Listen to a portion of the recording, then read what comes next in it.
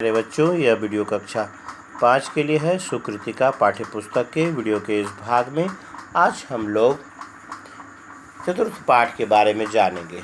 इस पाठ के पूर्व में हम लोगों ने वर्णमाला में विभिन्न वर्णों को जाना। उसके पश्चात हम लोगों ने लिंग के आधार पर अलग अलग लिंगों के शब्दों को जाना, जिसमें कि पुल्लिंग में विसर्ग लगे हुए थे, स्त्रीलिंग में आ की मात्रा लगी थी और नपुंसक लिंग में अम की मात्रा का प्रयोग किया गया था। इसके पश्चात तीनों लिंगों के शब्दों को 3 वचनों में हम लोगों ने जाना है तथा साथ ही हम लोग यह भी जानते हैं कि पुरुष के अनुसार से शब्दों को 3 भागों में बांटा जाता है और जो पुरुष के शब्द होते हैं वह ज़्यादातर पहला जो रूप होता है वह संज्ञा का रूप होता है। जैसा कि इसमें देख सकते हैं, जो रूप है वह है बोलने वाला और सुनने वाला किसी अन्य के बारे में बातें करे तो उस अन्य व्यक्ति को प्रथम पुरुष के नाम से जानते हैं। जैसे बालक है बालकः, राम है तो राम में रामः लगा है, बालिका में बालिका है, आ की मात्रा है, राधा में आ की मात्रा है, पुस्तकम में अम का मात्रा है। और इसके लिए जो सर्वनाम के शब्दों का प्रयोग किया जाता है वह है सह, सा। सह पुल्लिंग के लिए, सा स्त्रीलिंग के लिए, एसह पुल्लिंग के लिए, ऐसा स्त्रीलिंग के लिए। सह और सा का प्रयोग वह के लिए करते हैं, ऐसा और ऐसा का प्रयोग यह के लिए करते हैं। और जो यहाँ पर पुस्तकम दिया हुआ है नपुंसक लिंग का शब्द है, इसके लिए तत् और एतत् का प्रयोग नपुंसक लिंग के लिए किया जाता है। तो इन शब्दों का प्रयोग जो हम लोग करते हैं, प्रथम पुरुष के शब्दों का प्रयोग करते हैं और इन शब्दों के लिए जो क्रिया लगाई जाती है वह प्रथम पुरुष की क्रिया होती है। तो जैसा यह पुरुष का शब्द है, इसके अनुसार से क्रिया का प्रयोग किया जाता है और तब वाक्य बनता है। तो वाक्य के निर्माण के लिए 2 शब्दों का होना आवश्यक होता है, या तो संज्ञा या सर्वनाम का शब्द और दूसरी क्रिया होती है। तो हम लोगों ने अभी तक जितनी भी चीज़ों को जाना वह थे पुल्लिंग, स्त्रीलिंग, नपुंसक लिंग के जो शब्द हैं, जब वाक्य में उसका प्रयोग होता है तो उसे हम लोग कर्ता के नाम से जानते हैं। और कर्ता के शब्दों के साथ में उचित क्रिया का रूप लगता है। वह रूप इस प्रकार से है, जैसे पठ में अति लगाते हैं पठति, पठ में अतः लगाते हैं पठतः और पठ में अंति लगाते हैं पठन्ति। तो एक वचन का शब्द होता है, जैसे बालकः के साथ में पठति लगा सकते हैं, बालकों के साथ पठतः लगाएंगे और बालकाः के साथ पठन्ति लगाएंगे, क्योंकि जिस वचन में कर्ता होता है उसी वचन की क्रिया का प्रयोग हम लोग करते हैं। अब पुस्तक के अनुसार से हम लोग उदाहरण को जानेंगे, जो यहाँ पर धातु के शब्द दिए गए हैं। सबसे पहले हम लोग क्रिया के बारे में जानेंगे।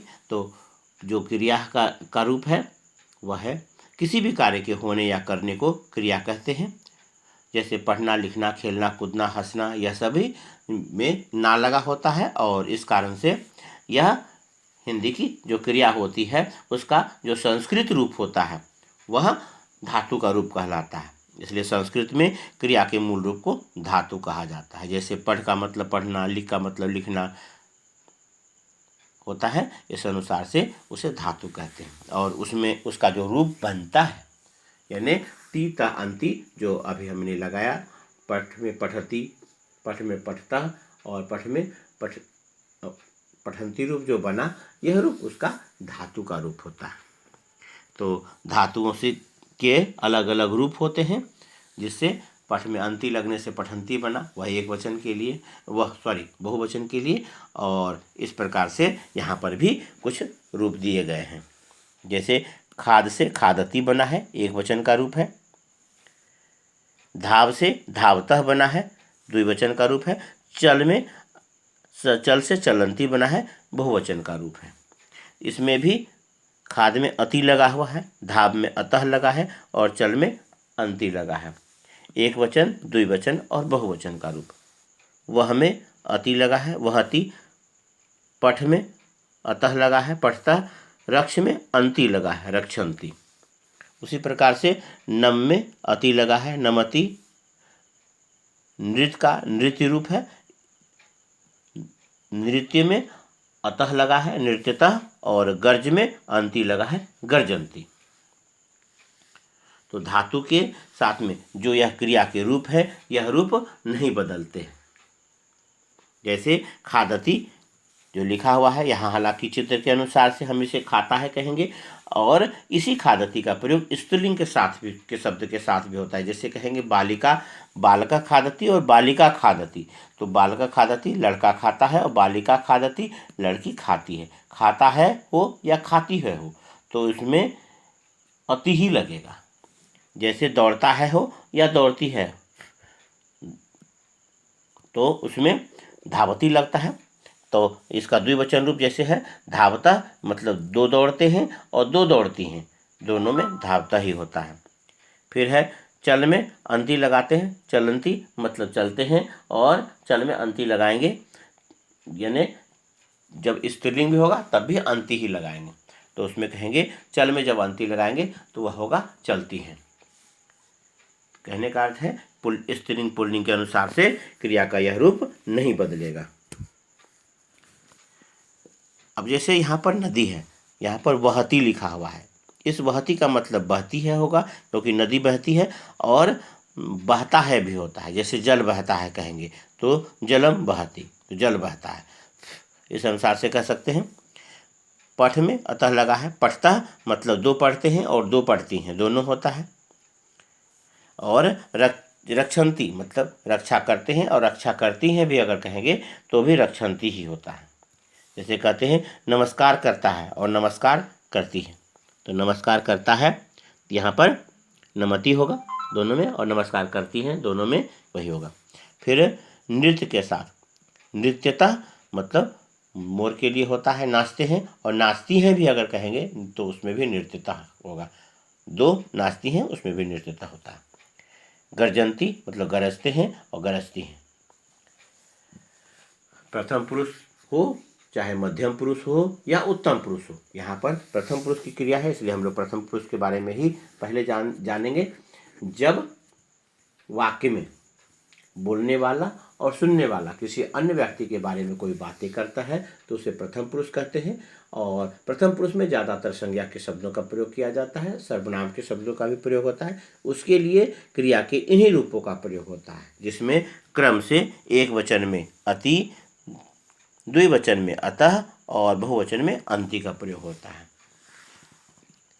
अब अर्थों के साथ में इसके मतलब को समझते हैं, जो यहाँ पर शब्द के अनुसार से दिया गया है वह है।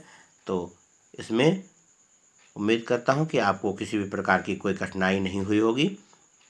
यह ध्यान में रखेंगे, अति अतः अंति यह सूत्र है, इसके अनुसार से जो धातु का रूप है उसमें वह लगा देते हैं। इसमें देख रहे हैं हलंत लगा है और अति लगने के बाद इसमें हलंत गायब हो गया है, तो उस हलंत को हटाकर इसमें इसका प्रयोग करना है। जैसे खाद मतलब होता है खाना और खादती मतलब खाता है। धाव मतलब दौड़ना, धावतः मतलब दो दौड़ते हैं, क्योंकि हिरण है इसके लिए दौड़ते हैं होगा। फिर कहते हैं चल का मतलब होता है चलना, और चलंती मतलब चलते हैं। तीन आदमी है, तीन आदमी के बारे में कहा गया है चलंती। वह का मतलब होता है बहना, और वहती मतलब बहती है, नदी है, नदी बहती है तो बहती है। पठ का मतलब होता है पढ़ना, पढ़ता मतलब दो पढ़ते हैं। रक्ष का मतलब रक्षा करना, और रक्षंती मतलब रक्षा करते हैं, सैनिक हैं रक्षा करते हैं। इसके बाद नम है, नम का मतलब होता है नमस्कार करना, नमति मतलब नमस्कार करता है, संत है नमस्कार कर रहा है। इसके अनुसार से नृत्य का नृत्य रूप लगता है, यो लगता है, तो इसमें नृत्य रूप, इसमें कहेंगे नृत्यता यानी दो मोर नाचते हैं, तो दो नाचते हैं के लिए नृत्यता का प्रयोग किया गया है। गर्ज, गर्ज का मतलब होता है गरजना, और गर्जन्ति मतलब अनेक गरजते हैं।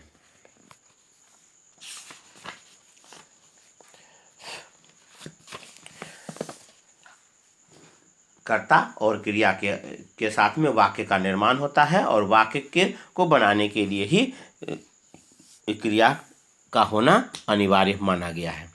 यहाँ पर देख सकते हैं जैसा कि खादती क्रिया को लिया गया है, तो संस्कृत भाषा में जो है वह क्रिया का रूप तीनों लिंगों में समान होता है। यहाँ पर तीनों लिंगों में शब्द लिया गया है, पुल्लिंग, स्त्रीलिंग और नपुंसक लिंग के शब्द हैं। इसके अनुसार से जैसे बालकः खादति लड़का खाता है, बालिका खादति लड़की खाती है और मित्रम खादति मित्र खाता है। तो इस अनुसार से खादती क्रिया नहीं बदलती है। इसी प्रकार से द्विवचन और बहुवचन के क्रिया का भी प्रयोग करेंगे तो क्रिया नहीं बदलेगी। जैसे कहेंगे बालको खादतः, बालिके खादतः या मित्रे खादतः, यह भी कर सकते हैं। उसके बाद यह भी कर सकते हैं बालकाः खादन्ति, बालिकाः खादन्ति और मित्राणि खादन्ति। तो तीनों वचनों में वाक्य इस प्रकार से हम लोग बना सकते हैं, समझ सकते हैं। यहाँ पर कुछ धातु के शब्द अर्थ के साथ दिए गए हैं। जो शब्द है वह इस प्रकार से है। नम का मतलब होता है नमस्कार करना, नमति मतलब नमस्कार करता है, नमतः मतलब दो नमस्कार करते हैं, नमंती मतलब अनेक नमस्कार करते हैं। इसमें भी अति, अतः, अंति का प्रयोग किया गया है। इस प्रकार से क्लियर समझ सकते हैं। पठ का मतलब होता है पढ़ना, पठति मतलब पढ़ता है, पठतः मतलब दो पढ़ते हैं और पठन्ति मतलब अनेक पढ़ते हैं। तो पठति, पठता, पठन्ति का प्रयोग स्त्रीलिंग पुल्लिंग दोनों में कर सकते हैं। नमति, नमतः, नमन्ति का भी प्रयोग दोनों लिंगों में कर सकते हैं। इसके पश्चात है लिख का मतलब होता है लिखना, लिखति मतलब लिखता है, लिखता मतलब दो लिखते हैं और लिखन्ति मतलब अनेक लिखते हैं। पत, पत का मतलब होता है गिरना, पतति मतलब गिरता है, पततः मतलब दो गिरते हैं और पतन्ति मतलब अनेक गिरते हैं। रक्ष का मतलब होता है रक्षा करना, रक्षति मतलब रक्षा करता है, रक्षता मतलब दो रक्षा करते हैं और रक्षन्ति मतलब अनेक रक्षा करते हैं। इसके बाद है क्रीड का मतलब होता है खेलना, क्रीडति मतलब खेलता है, क्रीडता मतलब दो खेलते हैं और क्रीडन्ति मतलब अनेक खेलते हैं। हंस का मतलब होता है हंसना, हंसति मतलब हंसता है, हंसता मतलब दो हंसते हैं और हंसन्ति मतलब अनेक हंसते हैं।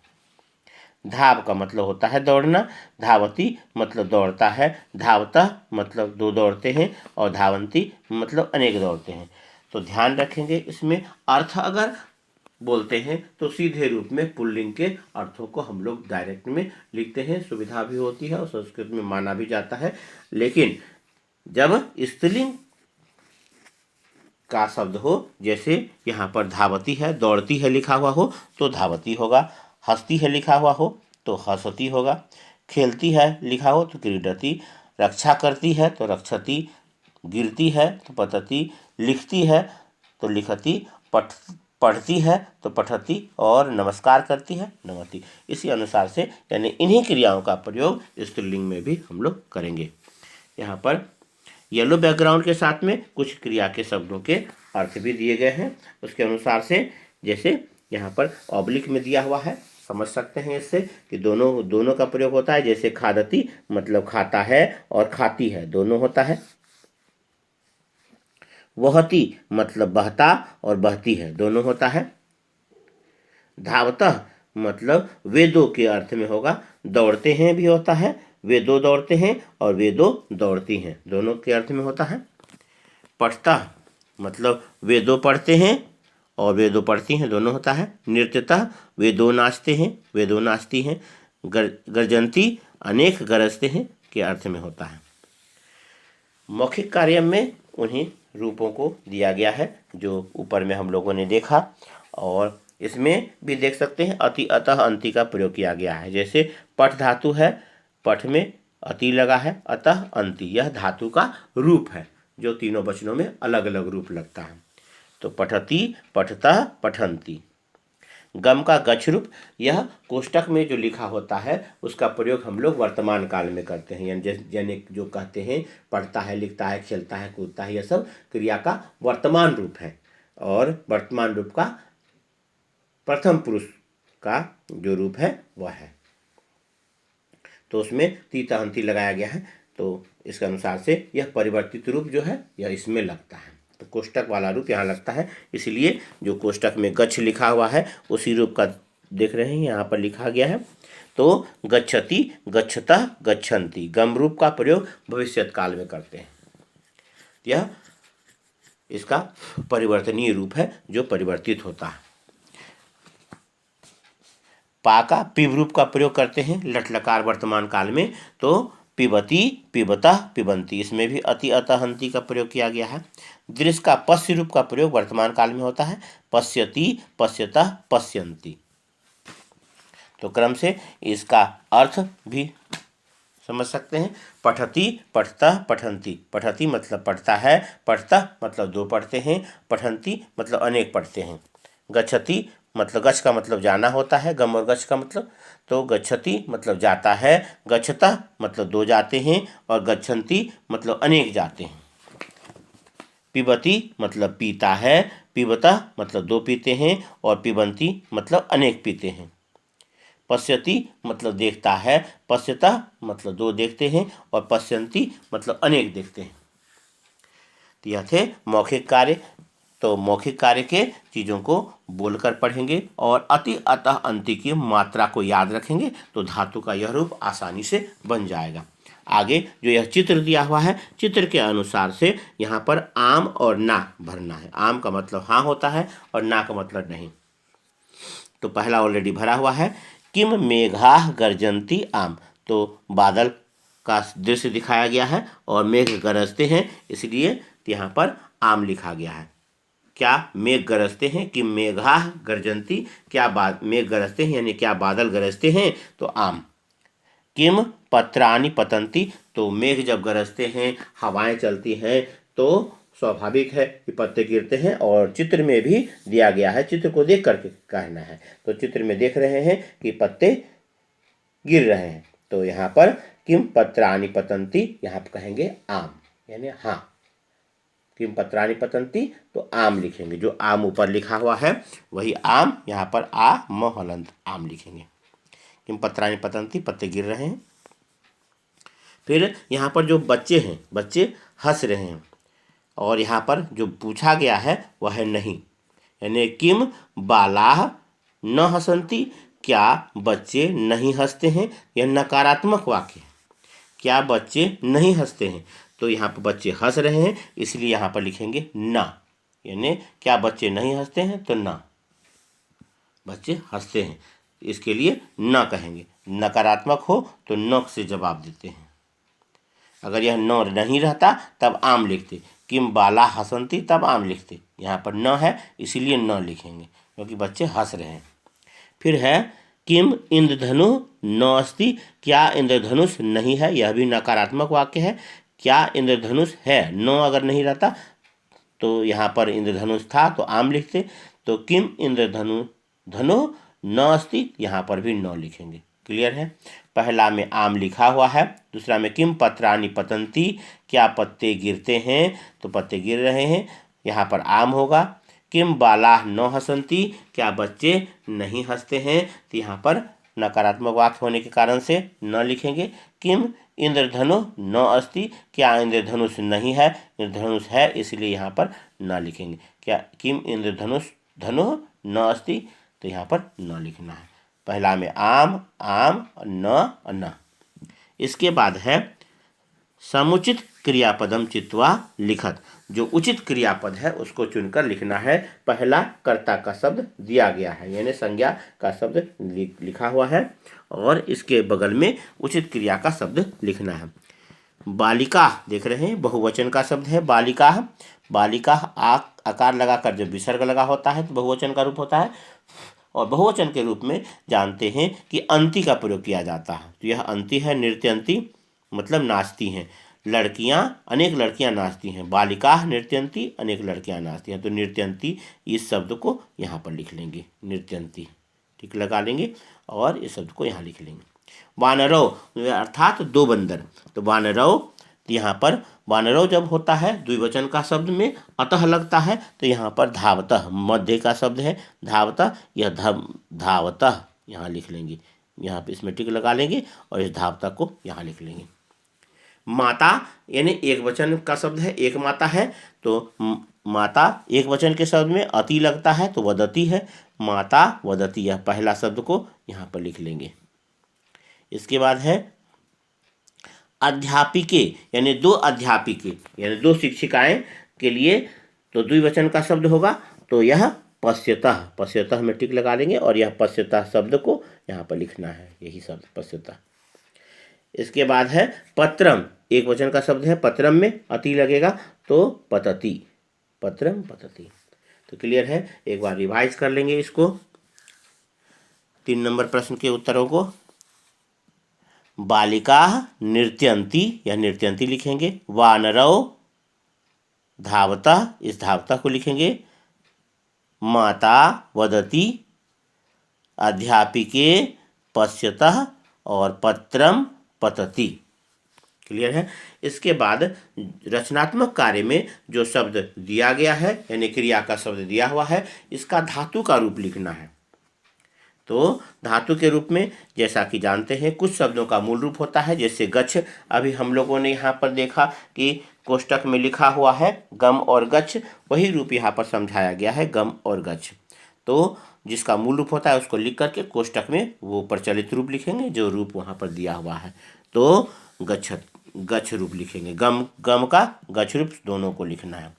यहाँ पर हसता, हसता हालांकि इसका मूल रूप भी हस ही होता है, तो हस हस, यह हस रूप लिख देंगे, हस को हो और स हस, स्वहलंत होगा, हस लिख लेंगे।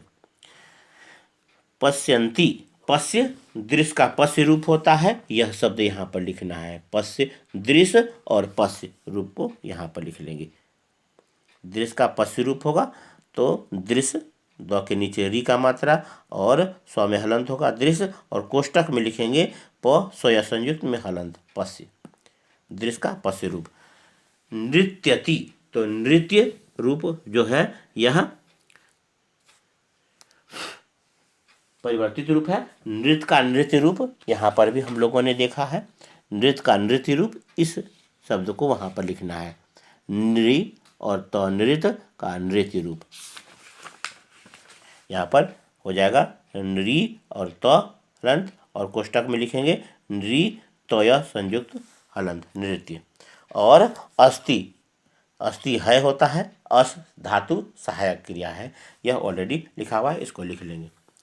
और इस पाठ के प्रश्नोत्तर को अपने CW HW कॉपी में अच्छी तरह से लिखकर याद करेंगे और अपने सुविधा के अनुसार से इस पाठ को जितनी बार हो सके इस वीडियो को रिपीट करेंगे और इसे सुनकर समझेंगे। यह प्रथम पुरुष के तीनों वचनों में अति अतः अंति क्रिया के रूपों का वर्णन है और इसे समझकर अच्छी तरह से याद रखेंगे, क्योंकि यह पहला स्टेप है क्रिया का, जहाँ से वाक्य हम लोग शुरू करेंगे। तो प्रथम पुरुष के क्रिया के इस वीडियो के रूप को आप अपने दोस्तों में भी शेयर करें और मेरे आने वाले वीडियो को देखने के लिए मेरे इस चैनल को सब्सक्राइब कीजिए और ज़्यादा से ज़्यादा दोस्तों में वीडियो को शेयर करिए। धन्यवाद।